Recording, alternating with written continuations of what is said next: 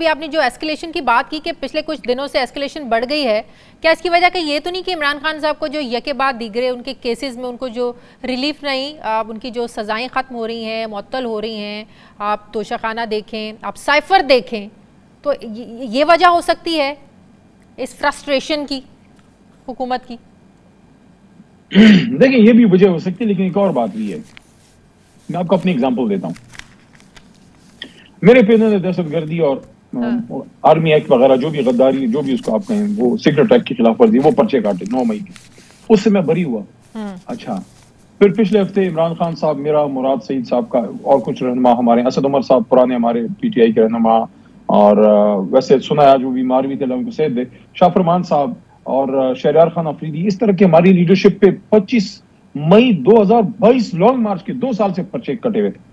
वो इस पिछले हफ्ते हम बाइज्जत बरी हुए। 2 पर्चे वो थे, एक इसके साथ तीसरा था। अब आप ही मुझे एक बात बताएं, एक मुहब्ब वतन पाकिस्तानी को, जिसके अंदर पाकिस्तान का झंडा लगा हुआ है, उसको अपने गद्दार, दहशतगर्द, पत्नी क्या क्या कहा, 2 साल बाद वो बाइज्जत बरी हुआ। अब माफी कौन मांगेगा?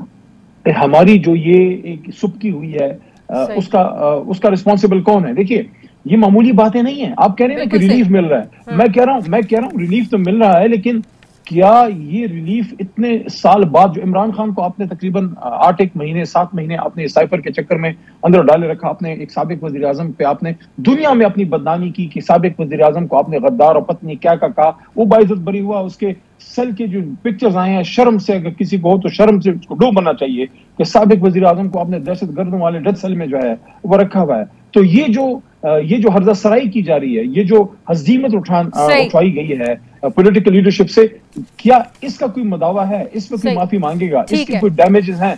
तो इस वजह से हम ये कहते हैं कि ये कहना कि रिलीफ मिल रहा है, रिलीफ नहीं मिल रहा, बहुत देर से मिला है। हक हमारा यही था कि इमरान खान एक रात भी ना काटता।